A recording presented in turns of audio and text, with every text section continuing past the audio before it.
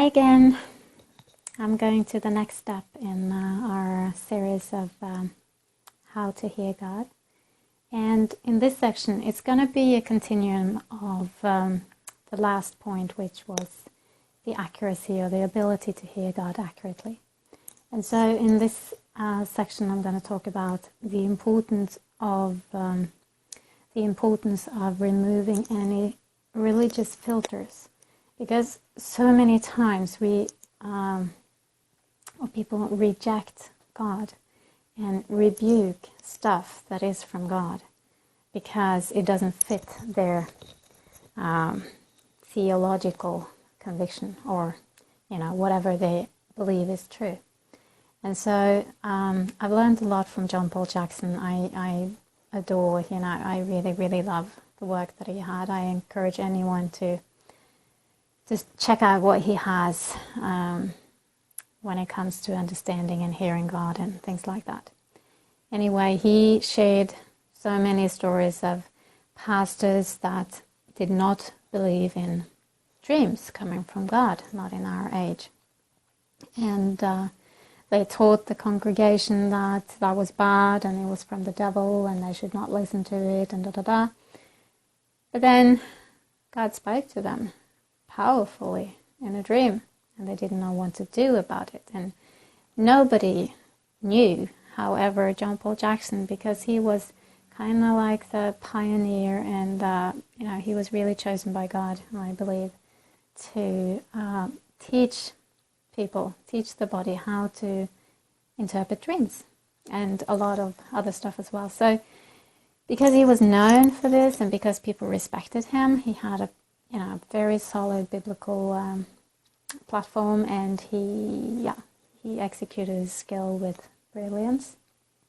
And so because of that, pastors that had dreams like this and that went, it didn't fit their doctrine. However, they called John Paul Jackson, and he said, I keep getting these calls, like pastors, they are telling their congregation this is wrong, and still they're calling me and they're kind of like, don't tell anyone, but I had this dream, and can you tell me what it means?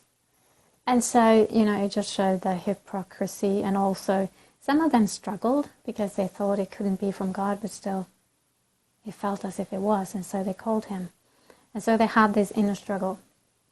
And then, so there's many people saying that God is not talking to people directly any longer, and not in dreams and not in vision, that's just from deceiving spirits. And then I just wondered, have you read the Bible?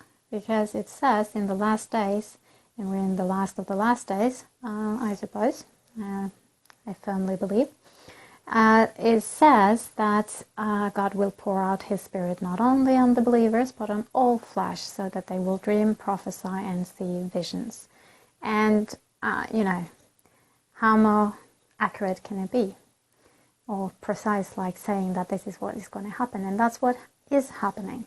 So many Muslims are dreaming about Christ, and, non-believers are having strong dreams, and believers are having strong dreams, and the more they know how to interpret it, the more they, manage to hear what God is saying and the feedback that he's giving them.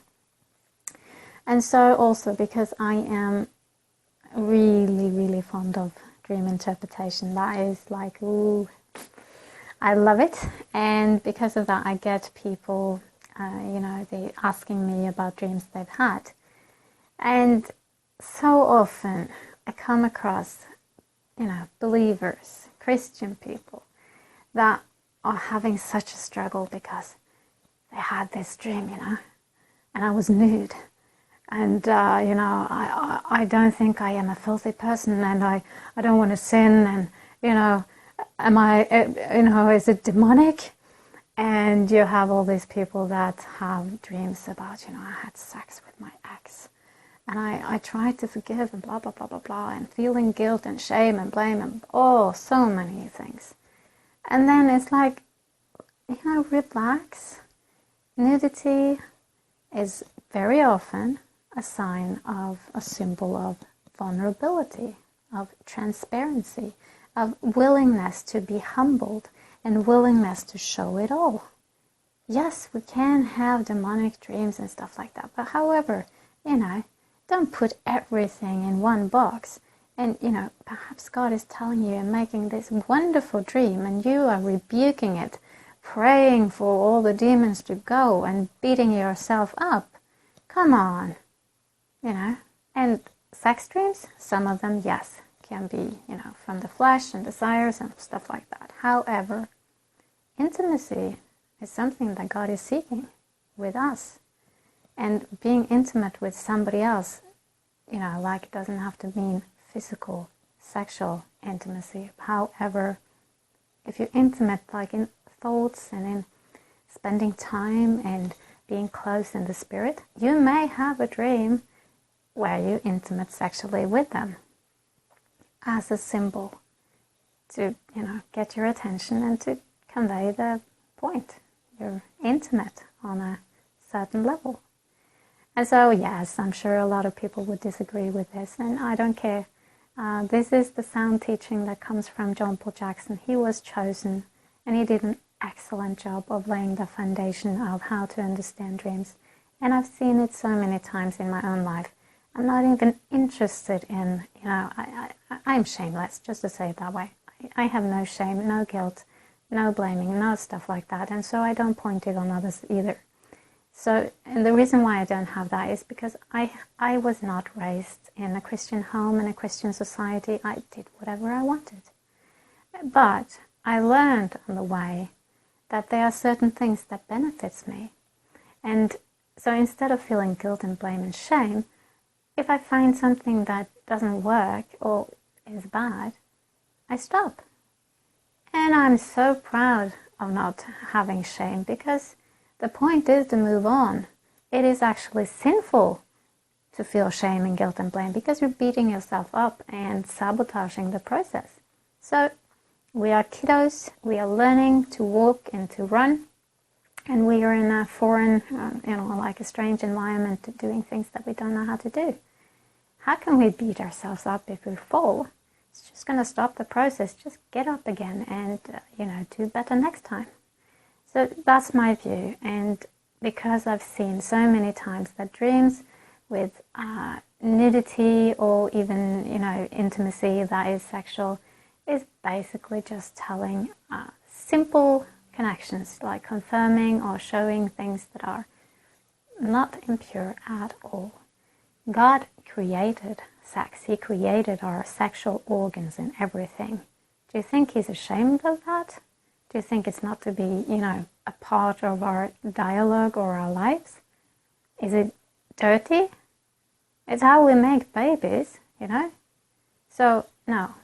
This is so much religious stuff. And this is, I'm using the sexual stuff and the nudity because that is such a typical thing. And I see people beat themselves up by it and rebuking others like, well, it can't be a dream from God when it was that. Bullshit. How are you to determine what can be a dream from God?